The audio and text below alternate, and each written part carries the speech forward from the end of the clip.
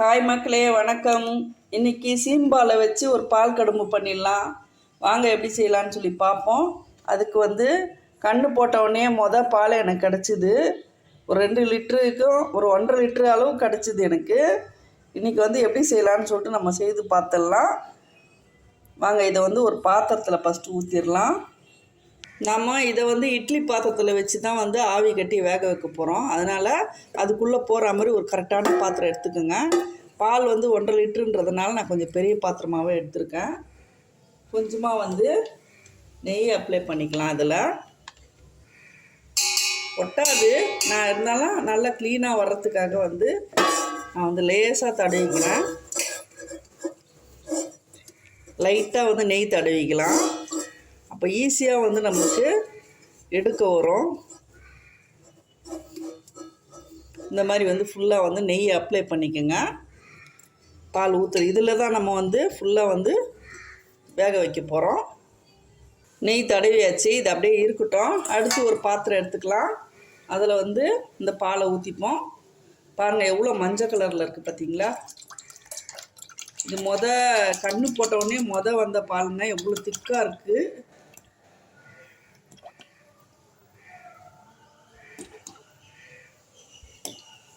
ரொம்பவே உடம்புக்கு health benefit அதிகமாகவே இருக்குங்க. ரொம்ப சத்து இதுக்கு. பாலுன்றதுனால இவ்வளோ மஞ்சளாக இருக்குங்க. 2வது பால் 3வது பாலுன்னா கொஞ்சம் நிறம் கம்மியாக இருக்கும், திக்னஸும் கம்மியாக இருக்கும். இப்போ இதில் என்னெல்லாம் சேர்க்கலான்னு சொல்லிட்டு நான் சொல்கிறேன். இந்த பால் ரொம்பவே குளிர்ச்சிங்க. சில டைம் கன்று போட்ட உடனே சாப்பிடும்போது நம்மளுக்கு சளி பிடிக்க வாய்ப்பு இருக்குது. அதனால் இதில் சில பொருளுங்கள்லாம் சேர்த்து நம்ம எப்படி சாப்பிட்லான்னு சொல்லிட்டு நான் செய்து காட்டுறேன். அதுக்கு முன்னே இதில் நாட்டு சர்க்கரை சேர்த்து செய்யும்போது ரொம்பவே டேஸ்ட் அருமையாக இருக்குங்க. நான் நாட்டு சர்க்கரை எடுத்துருக்கேன். நம்ம தேவையான அளவு இனிப்பு போட்டுக்கலாம்.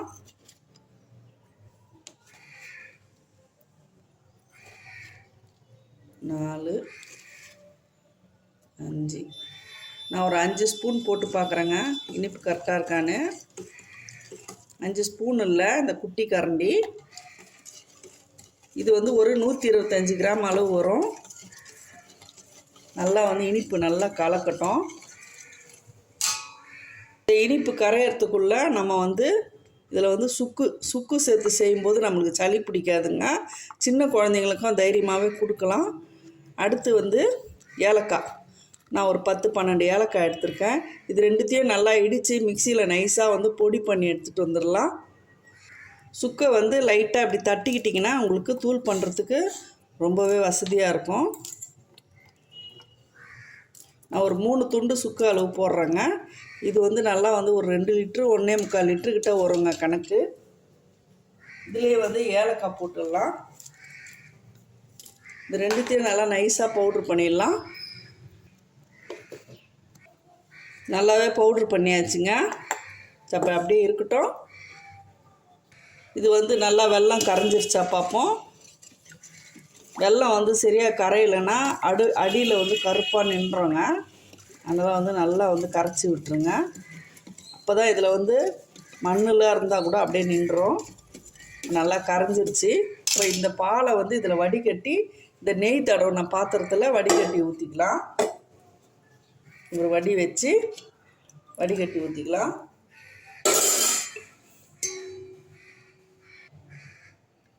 இதில் ஏதாச்சும் டஸ்ட் இருந்தால் கூட நின்றுங்க.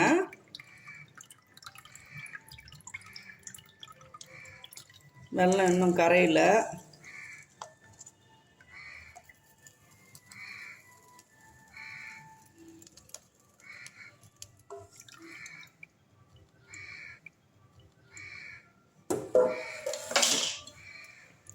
இப்போ இதில் இந்த சுக்கும் ஏலக்காவும் அப்படியே மொத்தமாக போட்டுடலாம். நல்லா கலக்கி விட்டுருவோம். இனிப்பு கரெக்டாக இருக்கான்னு பார்த்துக்கலாம்.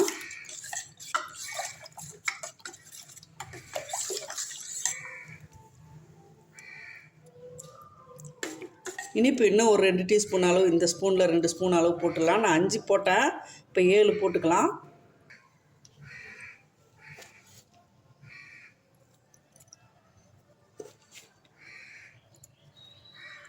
இது வந்து நாட்டு சத்திரம் வந்து ரொம்ப சுத்தமாக இருக்குங்க. இதில் மண்ணெலாம் இருக்காது. அதனால தான் நான் தைரியமாக போடுறேன். நான் பாலில் ஏதாச்சும் டஸ்ட்டு இருந்தால் வந்துடும்னு சொல்லிட்டு தான் நான் வடிகட்டினேன். இப்போ நல்லா கலக்கியாச்சு. கரெக்டாக இருக்கும் இனிப்பு. சுக்குத்தூள் வந்து அங்கங்கே திட்டாக நிற்காத அளவுக்கு நல்லா வந்து கலக்கி விட்டுருங்க. அவ்வளோதான், ப்ராசஸ் முடிஞ்சிருச்சு. இப்போ இட்லி சட்டியில் தண்ணி வச்சிடலாம். நம்ம இட்லிக்கு அவிக்கிறதுக்கு வைப்போம் இல்லைங்களா, அந்த மாதிரி தண்ணி வச்சுருங்க. தண்ணி வச்சுட்டு இந்த பாத்திரம் உள்ளே போகிற மாதிரி பாத்திரமாக எடுத்துக்கோங்க.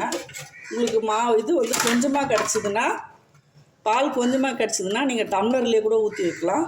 இப்போ இதை அப்படியே எடுத்து கேஸில் வச்சுருவோம். கேஸ் ஆன் பண்ணிக்கலாம். இப்போ இட்லி தட்டு போட்டு மூடிடலாம். இந்த பால் வந்து இந்த மாதிரி மஞ்சள் கலரில் இருந்தால் மட்டும்தாங்க ரொம்பவே சூப்பராக வரும். நல்லா திக்காக இருக்குது பாலுன்னு அர்த்தம். ரொம்ப மஞ்சளாக இருக்கணும். கலர் கம்மியாக இருந்துச்சுன்னா அது வந்து 2வது 3வது பால். இப்போ அதை மூடி வச்சுட்டு கரெக்டாக ஒரு 25 நிமிஷம் கழித்து நம்ம பார்ப்போம். அவ்வளோதாங்க, 25 நிமிஷம் ஆயிடுச்சு. இப்போ திறந்து பார்த்துடலாம். வெந்துருச்சான்னு சொல்லிட்டு கத்தி விட்டு பார்ப்போம். கத்தியில் ஒட்டுச்சுன்னா வேகலைன்னு அர்த்தம். ஒட்டலைங்க, வெந்துருச்சு. கேஸ் ஆஃப் பண்ணிடலாம். அது வெளியே எடுத்துடலாம். ஒரு 5 நிமிஷம் நல்லா ஆற விடுவோம். ஆறின பிறகு நம்ம வந்து சுற்றி வந்து எடுத்து விட்டுடலாம். நல்லாவே ஆறிடுச்சு. கத்தியில் வந்து சுற்றி இப்படி எடுத்து விட்டுடலாம்.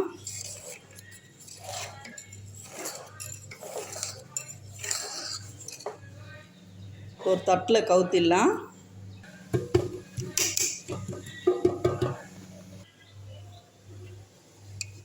அருமையாக வந்திருக்குங்க, சூப்பராக வந்திருக்கு.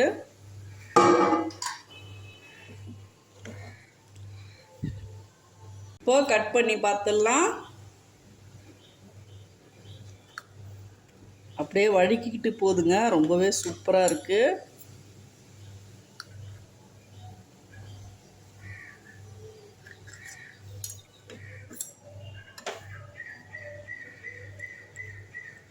ஐயோ, ரொம்பவே அருமையாக வந்திருக்கு, சூப்பராக இருக்குது. பாருங்க,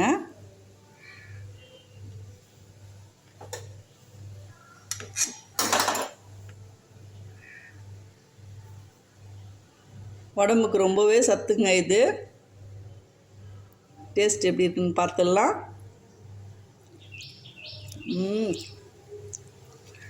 இனிப்புலாம் கரெக்டாக இருக்குங்க. நான் போட்ட அளவு ரொம்பவே சூப்பராக இருக்குது. சாப்பிட்டுக்கினே இருக்கணும் போல் இருக்குது. உண்மையிலே இது வந்து சென்னையில் இருக்கிறவங்களுக்கு வந்து இது கிடைக்காதுங்க. இது சீம்பால் மாடு வச்சுக்கிறவங்க வந்து அவங்களே தான் வந்து யூஸ் பண்ணுவாங்க, யாருக்கும் கொடுக்க மாட்டாங்க. பக்கத்து வீட்டில் வந்து மாடு வச்சுருக்காங்க. அவங்க வந்து அவங்களுக்கு கொஞ்சமாக சாப்பிட ஆள் இல்லைன்னு சொல்லிட்டு எங்களுக்கு கொடுத்துட்டாங்க. நானும் வந்து எனக்கு கொடுத்துட்டேன். நானும் சந்தோஷமாக வாங்கிக்கிட்டேன். ரொம்பவே சூப்பராக வந்திருக்குது இன்றைக்கி. இதுதாங்க ஒரிஜினல் சீம்பாலில் செய்கிற பால் கடும்பு. இதுதான் வந்து ரொம்பவே டேஸ்ட் அருமையாக இருக்கும். ரொம்பவே சாஃப்டாகவும் இருக்குங்க. சாப்பிட்றதுக்கும் ரொம்ப வந்து சாஃப்டாக இருக்குது. அப்படியே வழுக்கிட்டு போகுது தொண்டைக்குள்ளே. கண்டிப்பாக இந்த வீடியோ உங்களுக்கு ரொம்ப பயனுள்ளதாக இருக்கும்னு நினைக்கிறேன். நான் வீடியோ பிடிச்சிருந்தா லைக் பண்ணுங்கள், ஷேர் பண்ணுங்கள், சப்ஸ்கிரைப் பண்ண மறக்காதீங்க. தேங்க்யூ மக்களே.